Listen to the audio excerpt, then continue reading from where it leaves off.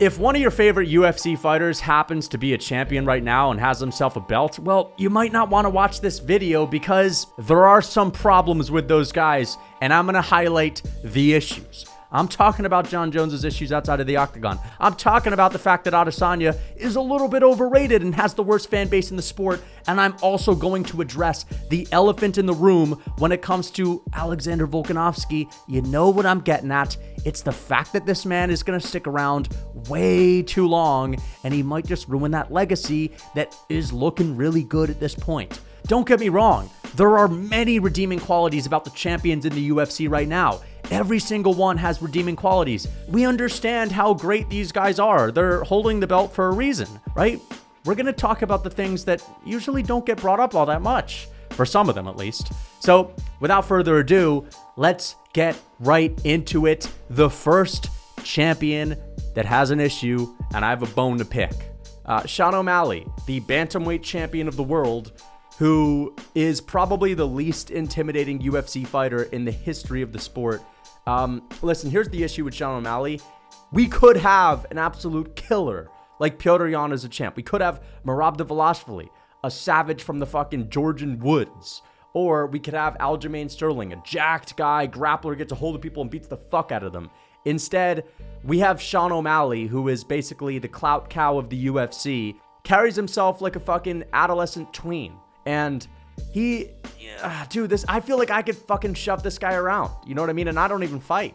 At the end of the day, I mean, listen, I'm not afraid of Sean O'Malley. That's the issue. I'm not scared of him. I'm not afraid of him. I'm not intimidated by him. That's not what you want from a UFC champ, bro. You want to have some guy that everyone looks at as, fuck, that's a bad guy. That's a bad man. No one's saying that about O'Malley, bro. People are pushing this guy around at the club.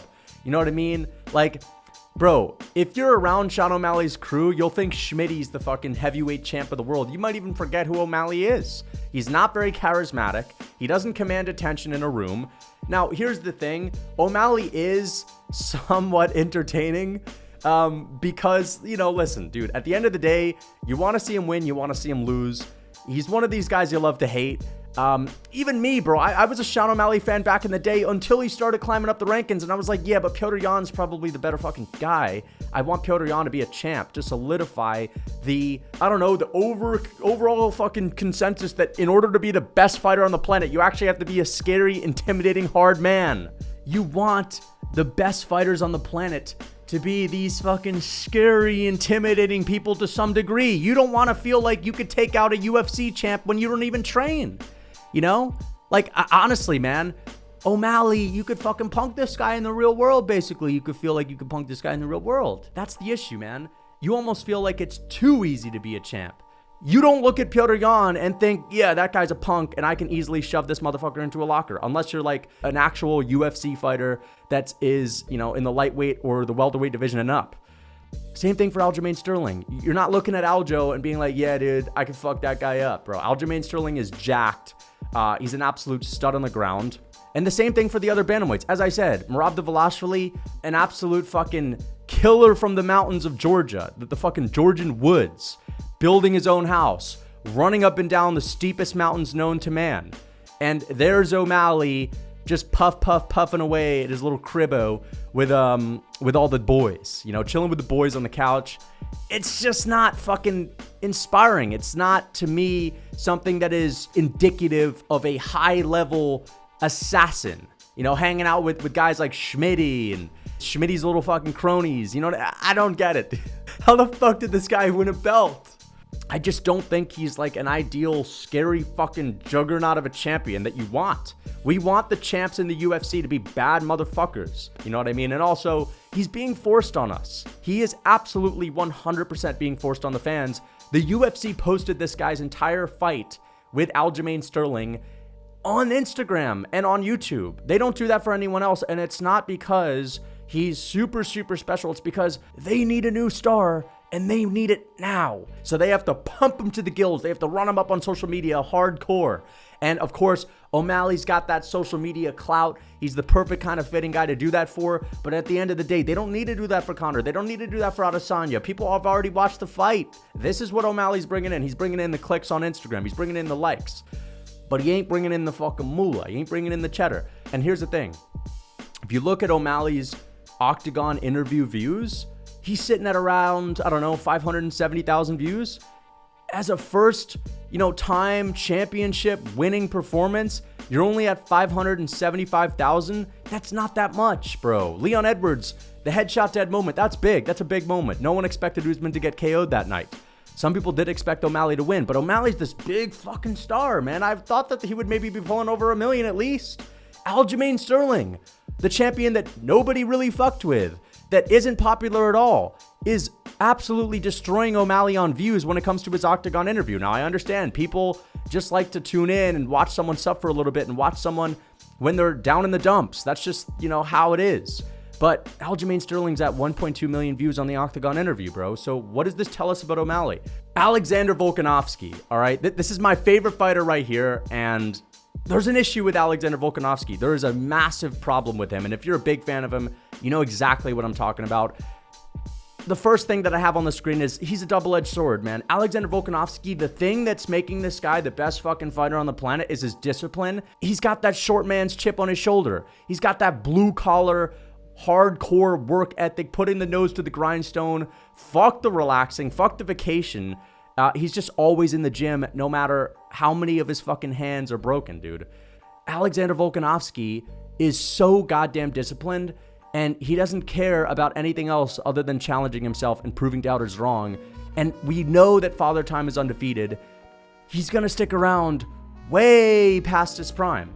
He's just such a competitor, and he's gonna want to get every single L back. If this guy loses, he's gonna want that rematch. If he loses again, he's gonna want to get that back. He's gonna want to take on the next toughest contender. If he loses that one, run that shit back again.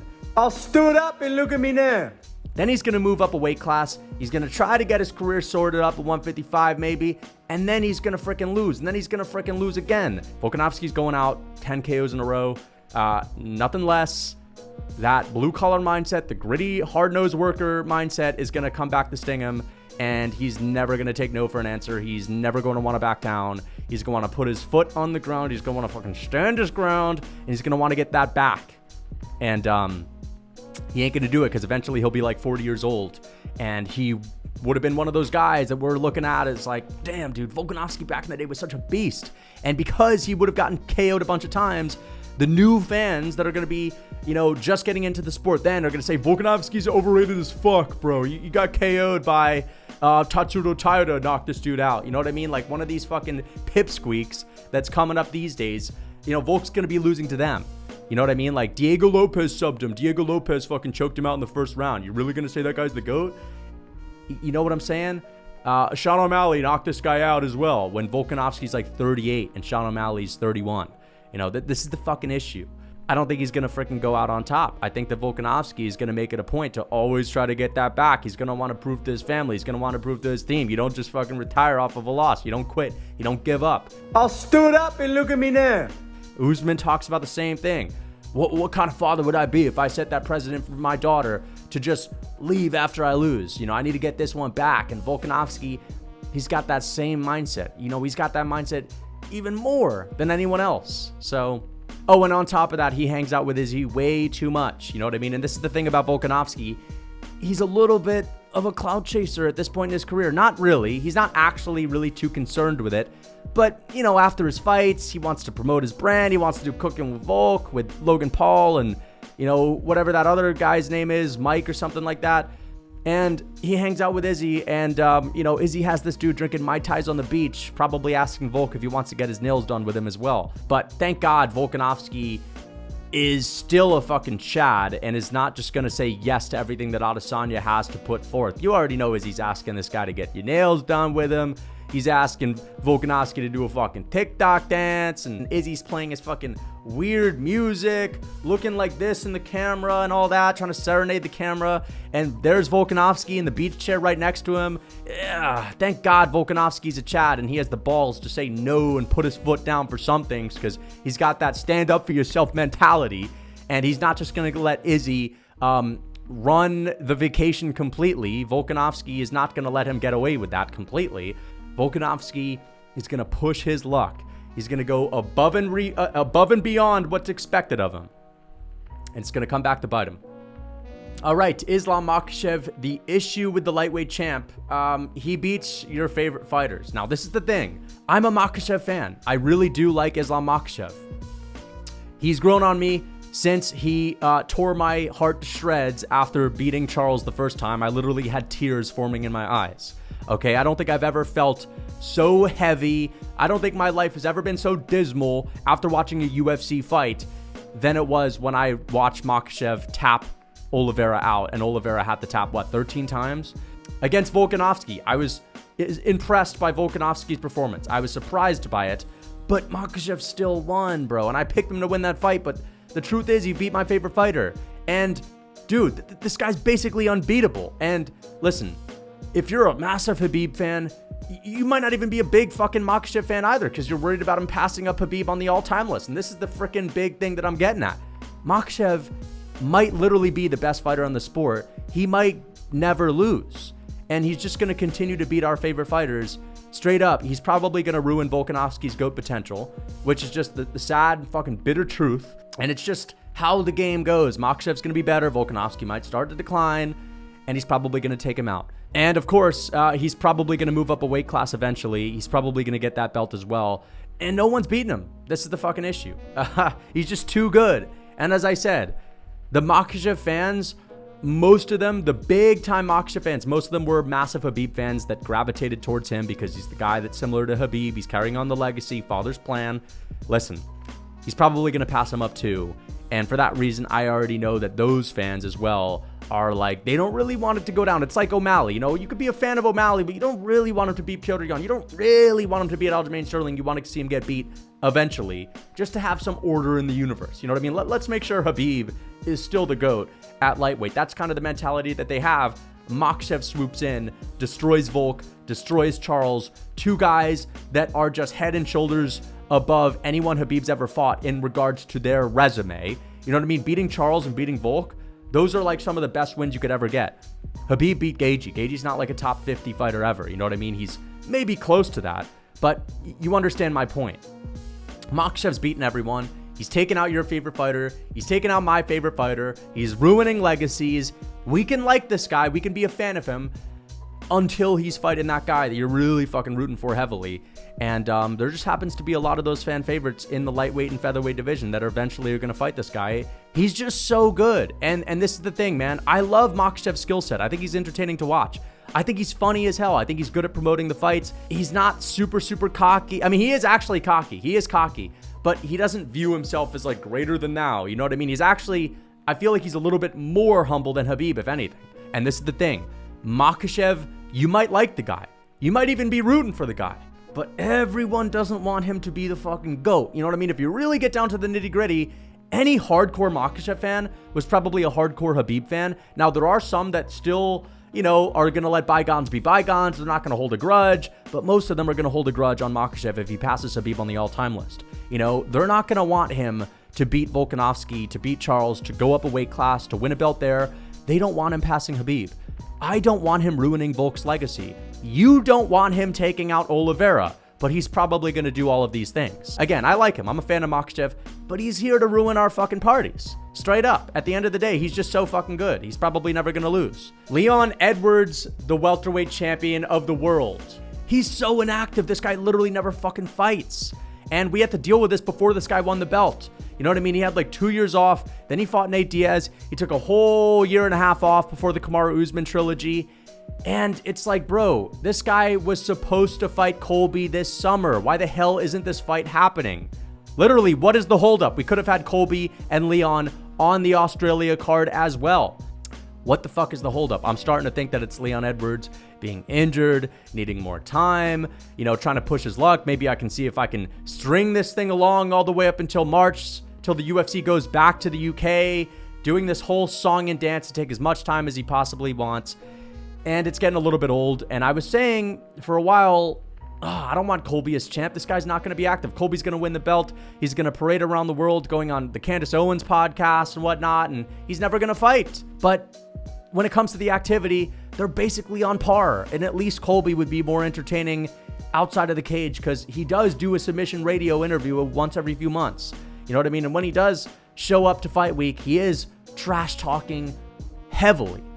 Number 2, dude, this guy has an incredibly boring style. We could just admit it at this point. He's boring as fuck. He's like Izzy Part 2 when it comes to his fight style. It was entertaining to watch his trilogy with Usman because I was picking him to win. That's just one of those fights where you're on the edge of your seat because it's a really high stakes matchup, but you're not going to want to watch it back. I can respect the skills. He is more well-rounded than Izzy, 100%. Like, he actually can offensively grapple. He could submit people. But if you're looking at this guy's career, outside of the head kick, his fights have been goddamn boring, bro. Even when he's been schooling people on the come-up, like schooling RDA, it was still a bit of a slow fight. The Cowboy fight, still a bit of a slow fight. A Nate Diaz fight where Leon Edwards was supposed to go out there and wash him out. He somehow manages to fucking fight down to his competition to where he's winning and he's not really getting hurt at all, but it's still slow. It's still a snoozer. And this is the thing with Leon. If he can just cruise to a decision victory and not take any risks, he'll do just that. He's not a guy that's going to really push for the finish unless he absolutely needs to when he's down like 3 rounds to Kamaru Usman and he's got to get that head kick KO. So he's boring. He leg kicks at range. This is Izzy Part 2. He's a decision merchant. Listen, I'm a fan of Leon. I think he's all right, but it's starting to get a little bit annoying with the inactivity. And it's also like, bro, if this guy was at least entertaining, I would be, dealing with it a little bit better. But because he's boring, it's like, all right, bro, I feel like we need a new champ. All right. Here's the number 3rd thing. He does no media. Like, this guy never does interviews. And even when he does do interviews, they're boring as hell. They're dry as hell. He does no press until the week of the fight. And it's like, sure, we have a UK champion. That would normally be pretty interesting because guys from the UK, they're good at banter and they have brash personalities and all that. But Leon Edwards, he's dry, bro. You know what I mean? So that's the issue with Leon, guys. Adesanya. Extremely overrated and has the worst fan base in the UFC. He's cringy. He tries way too hard with these one-liners, always trying to sound like he's in a movie and he's the main character and he's the fucking epic guy that's gonna save the world. No. His fans act like he is a top 3 striker. That in and of itself pisses me off. It pisses me off that people even consider him to be up there with Volkanovski on the all-time list, saying things like, oh yeah, I mean, he's right there with Volk. Yeah, Izzy at number 8, Volkanovski at number 9. Fuck that. Okay, Adesanya's literally lost like 4 or 5 fights in the UFC. 3 of them have been robberies. He's gone to close decisions with people like mediocre Marvin Vettori, people like Jared Cannonier, and it's like, bro, Volkanovski's out here fighting Yair Rodriguez. Volkanovski's out here fighting Max Holloway, Islam Makhachev. These guys are monsters. Adesanya's getting little layups, and he's not passing with flying colors. The only thing that's flying around are his little frosted fingertips. Don't ever even talk about them in the same sentence, please. All right? Adesanya has lost twice in the UFC. One time, he's gotten KO'd and finished. The other time, he's gotten 50-45'd and shut down completely. Volkanovski, the only fight that he's lost was a controversial close decision to Islam Makhachev, who's an absolute killer that's probably going to go down on the all-time list, maybe as a top 5 all-time fighter. And as I talked about earlier on, he might even be the fucking GOAT, bro. Straight up, like, dude, I'm going to say it right now. Izzy is one of the all-time greats, 100%. He's a top 15 all-time fighter. It doesn't mean you can't be overrated, bro. Being overrated just means you have not lived up to the standard that people are setting for you. You just simply haven't. People talk about this guy like he's the best striker in the world, but there are other people that have done more than him. We're talking about like domination and how people compare him to Volkanovski. I was arguing with a guy on my live stream the other week, telling me that Izzy was right up there with Volk, and I was saying, dude, look at the ratios. Volkanovski's literally lost 7 rounds in his entire career. If we're being generous, Izzy's lost a minimum of 17. Listen, Izzy, as I said, he's solid. He's probably going to go on to be the middleweight GOAT. The MMA gods are willing this guy to victory. He's the poster boy of the UFC. He carries himself like a child. He throws tantrums. He's cringy. He tries way too hard. He's never been an underdog, not once in his entire career. He's always been the favorite. And that's just how it is, man. Izzy's just, the freaking manifestation of the new world. All right, and we're going to have to deal with it. We're going to have to zip up. We're going to have to shut up. We're going to have to fucking accept it. On to the next one. Jiri Prochazka, guys. There is no current champion. There's no current sitting champion at 205. But I decided to just bring up Jiri because he's a guy that has a serious issue, dude. The most entertaining fighter of all time. Literally, you could not create a more entertaining fighter that just goes out there and brings everyone into an all-out war. You know, he's literally a tornado. This is who Anthony Smith thinks he is. Coming to bring chaos, coming to set the octagon on fire. He drags people into a slugfest, into a meat grinder. But he doesn't fight. Literally, he never fights. This is the issue, bro. The most entertaining fighter that you could ever even dream of doesn't fight at all. You know, gets the most severe injuries known to man as well. Like, bro, Jiri's style comes at a cost. Because he's so vicious in the cage, this guy's probably training like a madman too, and Jiri doesn't have your typical, torn Achilles. I'm not talking about a broken rib. I'm talking about an eye socket that's ruptured, that's destroyed, that's literally blown up. I'm talking about a spleen that is outside of his body, like the most gruesome, painful injuries you could ever even think of, dude. Jiri Prochazka's head has fallen off. You know what I mean? Like, this is exactly what I'm getting at. His nose, it got freaking severed, and we're talking about missing arms, missing limbs, like Jiri Prochazka's shoulders falling out of its socket. You know what I mean? It just does not fight. And the injuries are going to lead to one of the most inactive champions we could ever even imagine. Even if this guy comes back and wins the belt, he's probably going to get injured again. It's bad with Jiri Prochazka. So on to the next one. Jon Jones. Let's just get this one out of the way real quick. Number one, you already know. That's literally what it says on the screen. Dude, this guy is an absolute fucking psychopath. He just doesn't learn. He does not learn. Yeah, you could talk about the Care Project all you want. You could talk about Jon Jones handing out the hand-me-down clothes at the local New Mexico Albuquerque Walmart. It's not going to undo all the terror, all the havoc that he has wreaked in his household. It's not going to undo all the crashes he's gotten into, all the DUIs. Jones has done some horrible shit. All right, so that's the number one thing. That's the number one problem with Jon Jones. It also makes it harder to market your number one fighter. It makes it harder to market. It makes it more difficult to market the actual GOAT of the sport, because outside of the hardcore MMA fan bases that are just going to look at Jon Jones as he's an absolute killer, bro. He's a badass. He's literally a real life bad guy. That's fucking dope. No one wants this guy in the mainstream, and he's not really going to grow the sport because of that. Two, he won't stop winning. Jon Jones literally only wins, and we all want to see him get that righteous ass whooping eventually. You know what I mean? It's getting stale. This is the same thing about Sean O'Malley. It's like, bro, all right, I get it. He just took out Petr Yan. All right, it's time to see him get humbled a little bit. You know, it's like one of those things where you can appreciate the fact that he's really good. You can appreciate greatness in the octagon, but at a certain point, you want to see this guy get beat. You know what I mean? That's just the allure of a Jon Jones fight to some degree. You want to see him get beat. And if you don't want to see him get beat, well, then fucking good for you, man, because he's probably never going to get beat. He's never going to get that righteous ass whooping. If there's anyone in the UFC that deserves to get their ass kicked, all right, in a fight sport, and I can't stand his fans always coming at me saying, you're a hater, bro. Hating on greatness? Wow, dude. How sad, bro. You're hating on greatness, bro. Listen, Jon Jones in a fight sport where people get the shit beat out of them, it's okay to root for this guy to get his ass kicked. It's okay for me to root for the other guy that's going to be fighting him. You know, Cyril Gane, Bon Gamin, literally means good guy. Why can't I root for him? His fans act like you're an evil person if you root against him, which is just such bullshit. I want to see Jon Jones get beat, but it's probably not going to happen, which is an issue. That's the freaking problem, bro. It's not going to happen because he, unlike Volkanovski, is smart enough to call it quits when he starts to decline, when that test starts to go real low after he was around in that one run where he had 4 fights in 1 year. You know what I'm talking about. When he came back to fight Gustafsson, he fought Anthony Smith, then his performances started to drop off. Jon Jones is smart enough to know, all right, it's time to dip. It's time to dip. I've been removed from the offseason. I've been in the USADA pool for a whole year. It's time to remove myself, get back to the desert, do what I do for a couple of years, and then show up and destroy Cyril Gane when I'm off that good shit.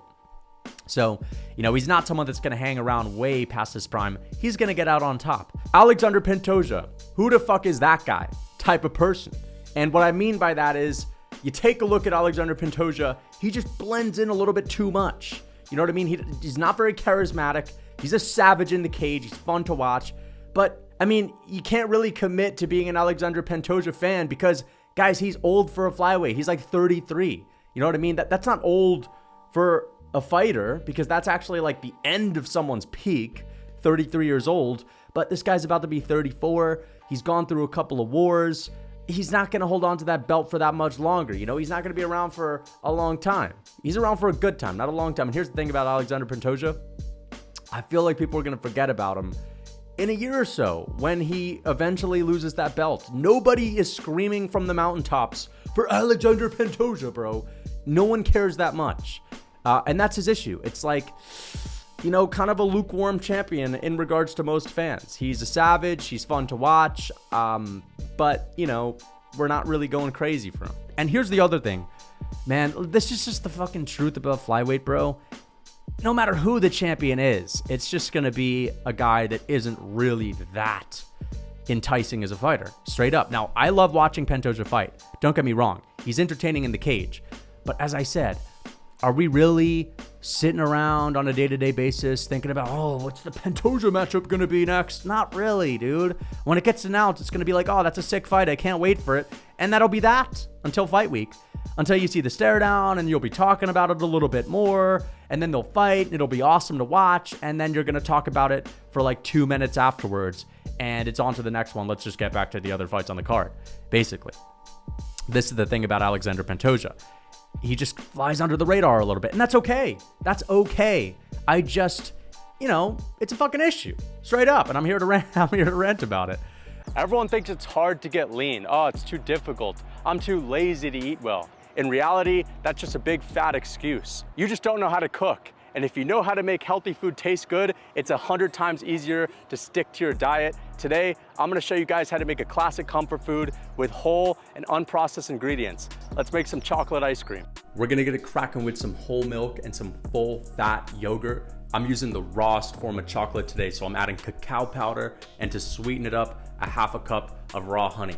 Now that's 4 ingredients. I'm gonna blend that up. Now I'm gonna pour it into my ice cream machine. We're gonna leave this on for 25 minutes. Super easy. I'm adding a little bit of frozen chopped cherries to add some fruit. And look at that refreshing, healthy ice cream. Only 5 goddamn ingredients. For more recipes like this, comfort foods made with whole and unprocessed ingredients, check out my real food cookbook. The link is in my description. Use code MMA for 30% off.